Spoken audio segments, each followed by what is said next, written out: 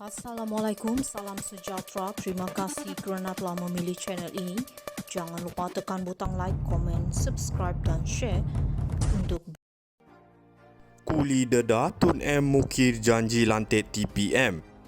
Kuala Lumpur, bekas Menteri Kewangan Tengku Razli Hamzah mendedahkan ada perjanjian antaranya dan Tun Dr. Mahathir Mohamad untuk menamakan beliau sebagai Timbalan Perdana Menteri apabila bekas Perdana Menteri itu menerajui tampuk pemerintah negara menggantikan Tun Hussein Onn pada 1981. Bagaimanapun, Razli berkata perjanjian itu bubar apabila Dr. Mahathir dalam kenyataan media pada ketika itu menyebut beliau menyerahkan kepada UMNO untuk menamakan calon timbalan presiden supaya beliau tidak perlu memilih timbalan Perdana Menteri. Hal mengenai perjanjian antara Razli yang lebih dikenali sebagai Kuli dan Dr. Mahathir itu dikongsi beliau dalam buku Kuli Memo 205 yang dilancarkan bekas timbalan Perdana Menteri yang juga seteru politik beliau satu ketika dahulu, Tun Musa Hitam semalam. Razli berkata perjanjian antara beliau dan Dr. Mahathir dibuat ketika Hussein sedang bergelut dengan masalah kesihatan. Katanya kesihatan Hussein yang sering uzur ketika itu bukan rahsia dalam kalangan awam. Malah media melaporkan beliau mendapatkan rawatan pembedahan pintasan jantung selama sebulan di luar negara dan dalam tempoh itu Dr. Mahathir memangku tugas sebagai Perdana Menteri.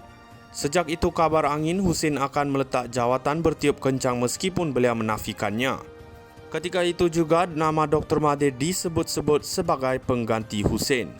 Bagaimanapun, Razli dalam memo itu menyebut ia masih belum selamat buat Dr. Mahathir ketika itu sudah menyandang jawatan sebagai Timbalan Perdana Menteri selama 4 tahun. Ini disebabkan hubungan baik Hussein dengan Razli yang menjadi punca kebimbangan Dr. Mahathir.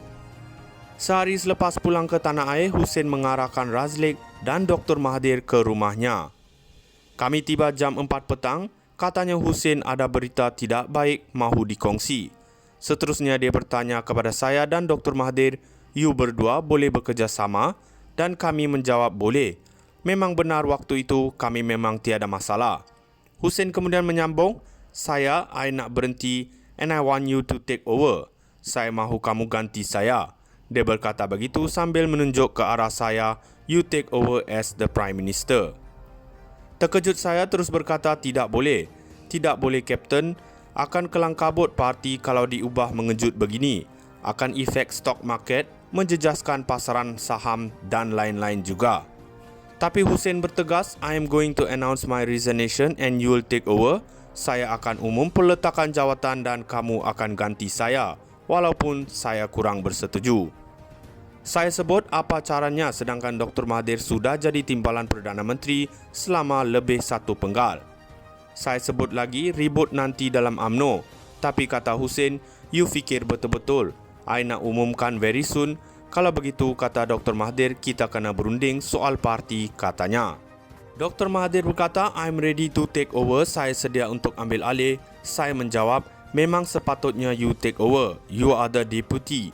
Memang sepatutnya kamu yang ambil alih. Kamu timbalan."